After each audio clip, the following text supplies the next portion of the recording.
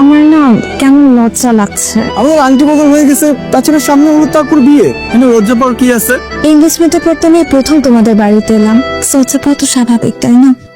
শোনো, যেদিন থেকে আমাদের আংটি বদল হচ্ছে না, এটা তোমার বাড়ি, আর কখনো বলবেন এটা আমার বাড়ি, বলবে আমাদের বাড়ি।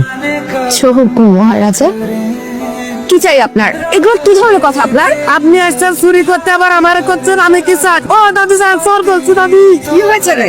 কি হয়েছে? বাড়িতে ডাকাত পড়েছে? ডাকাত না চোর ধরেছি, তাজা 3 লেডিস ওই যে দেখতেছে না। আমি কইছি এক পাওয়ালি যাত্রায় ধরবা না। শোনেন দাদি, দেখে তো ভদ্র ঘরের মেয়ে বলে মনে হচ্ছে। আপনাদের কোথাও ভুল হচ্ছে, আর কারোর ব্যাপারে কোনো কিছু না জেনে এভাবে উল্টাপাল্টা বলা উচিত না। নীতি কথা শোনায় চোরের মায়ের বড় গলা। কি হয়েছে? তুমি আমাকে তো কোথায় নিয়ে আসছো? দাদি, ভবু ভাই, তোমরা এখানে কি করতেছো? ও আমার হো বাবু, কিছুদিন আগে তো আমাদের আংটি বদল হইলো। আম্মা বাসা থেকে ফোন দিয়ে বলছে বাসায় সব কিছু আছে, কিন্তু মিষ্টি নেই। তাই ওখানে কিন্তু আমি মিষ্টির দোকানে গেছিলাম। তোমরা এর মধ্যে এত ঘটনা ঘটে ফেলছো। তুমিও দেখেছো কাণ্ড? হ্যাঁ, তোরে নিয়ে যা আমি কি করি? হ্যাঁ, মাপ চা কইতেছে, মাপ চা।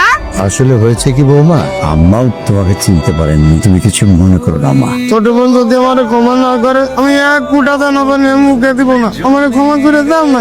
দেখছো কোনো কথা করছে না।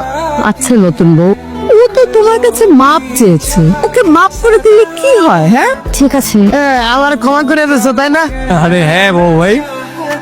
দুপুর ব্যাপারটা নিয়ে এখনো তোমার মন খারাপ? না না, কফি খেয়ে বানাবো তুমি?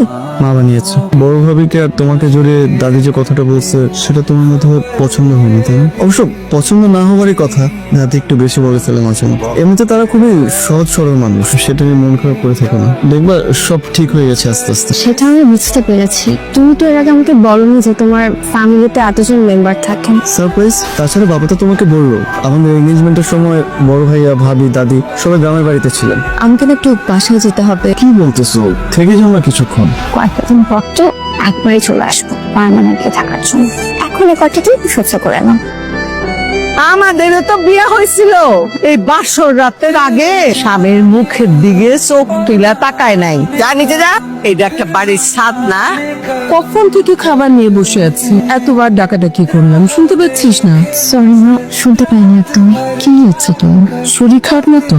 উফ মা, তুমি শুধু শুধু চাপ দিচ্ছ, তুমি কিছু হয়নি আমার। আমার না খুব ঘুম পাচ্ছে, প্রেশার ওষুধটা খেলে না কেমন শরীরটা ছেড়ে দেয়। চল মা। মা, কি রে, আমি চলে গেলে তুমি একা হয়ে যাবে না? এটাই তো নিয়ম রে মা, মেয়েরা বড় হলে বাপের বাড়ি ছেড়ে স্বামীর বাড়িতে চলে যায়। আমি আমার বাবার বাড়ি ছেড়ে তোর বাবার বাড়িতে চলে এসেছি না, কেউ কিন্তু এর ব্যতিক্রম না, তোকেও যেতে হবে মা। আমি তোমাকে ছাড়া কিভাবে থাকবো মা? আর আমি চলে গেলে তুমি তো একা হয়ে যাবে, তার জন্য আমার চিন্তা হয়। আমি আর কয়েকদিন টের মা, তোর বাবা যখন আমাদের ছেড়ে চলে গেল, তখন তুই অনেক ছোট, নিজের চাকরি করে নিজের উপার্জনে আমি তোকে বড় করেছি, কোনো অপূর্ণতা যেন তোকে না ছয় সেই চেষ্টা করেছি। এখন তোর বিয়েটা দিতে পারলে আমার চিন্তা মুক্ত হয়ে গেল।